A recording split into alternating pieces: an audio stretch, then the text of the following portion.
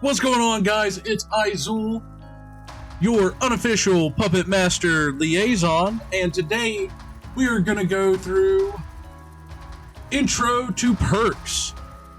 So in this video, I'm going to explain how to craft and use the perk system, as well as break down perks, and then share some of my build, particularly with the Puppet faction. If you guys want to see more, like, subscribe, comment your favorite build, and maybe we'll do one on the other faction. Now, let's get moving right along here. So of course, first what you'll have to do is go to your puppet trunk. In this case, we're going to make perks for puppets. So we're going to roll a couple of perks. So you hit create right down here, and then you'll hit yes to spend that 350.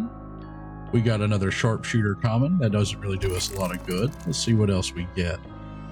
We got spring loaded. That's actually increased jump height, if I'm not mistaken. Reinforced is reduced ragdoll time. So if you as the puppet get ragdolled, you're on the ground for a smaller amount of time. And you can stack these as far as legendary, unique, rare. But you can't stack, say, 3 legendary beady eyes. So if I wanted to use another beady eyes, I could use the unique. But in this case, I want to keep the movement speed on blade because it allows me to chase better, as well as just using the base beady eyes is normally enough for me to spot the human and communicate it to my teammates. All right, moving right along, we'll roll one more and then we'll go see the next one. We got Vicious, that's melee damage. All right, moving on to Tunneler. With Tunneler, I went with Mechanized, as well as Screwhead. Screwhead is unique to Tunneler, as in it's only useful on him. And what it does is increases his drill charges by 25 whenever you manually reload. So effectively what you're doing is increasing your clip size, which allows you to get more damage in for a longer period. So I have a legendary and a unique of that stack. So every time I reload, I should get about 45 extra charges on my drill. And then I use unique mechanized because I still don't have legendary. But that increases the fire rate by 75, meaning how fast Tunneler's drill spins. Something to keep in mind is that Tunneler's drill actually counts as a projectile weapon, which is why mechanized works on it. So keep that in mind whenever you're looking at other puppets that may have benefits from increased fire rate. All right, we're in here on Jester. Now with Jester, I took more of a support philosophy. I went with Party Pooper, the legendary, which marks enemies for 8 seconds after they get hit by the Party Popper. And I comboed this with Knockout, which will keep that human ragdolled longer. Or, well, keep whatever is ragdolled longer. Which allows my team to gather and help ambush. So I'm marking the enemy as well as keeping them in place.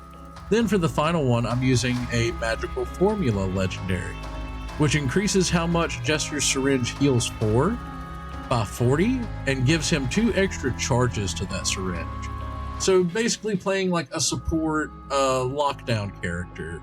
I can spot them, I can knock them down, and I can keep my teammates up while I'm doing it. Let's roll a perk while we're here. Extra health. Let's roll another. At a legendary scurry. So let's use this as an opportunity to show, like, okay, we have Pinhead's unique perk here. Well, I don't need 5 legendaries of it because I can only equip 1 at a time. I'm also going to have to fix that. But we're going to scrap selected duplicates. It'll give me 750.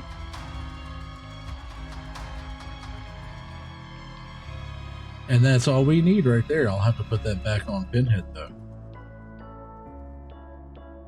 And that goes for any rarity. So see, don't need all these pinhead perks. Just need one, because there's only one pinhead. I'm going to get a big chunk of XP because I've been sitting on these for a while. And even if it hangs up, just give it time. I've heard if you have a whole lot that it could cause it to bog down a little bit. So just be patient and know that it is working in the background. It's just taking a moment to think. Give me 2 seconds to find. There it is. Party Popper Legendary. And we're going to scrap those duplicates too. I had bunches of those. All right, let's move along.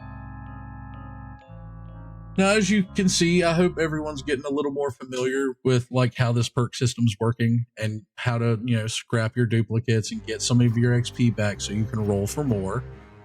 Now we're going to move along to Pinhead. Pinhead's build, kind of same idea that I had with Jester as far as increased ragdoll time. So whenever I hit with the brick, my opponent is down longer, which gives my team more time to, gather around. And then I also have Good Arm Legendary, which is his unique. And what it does is allows me to throw the brick farther, as well as the brick hitting for more damage. And again, keep in mind, if you just want to have the strongest brick known to man, you can stack, legendary, unique, rare, and you get good numbers. I also use Death Grip.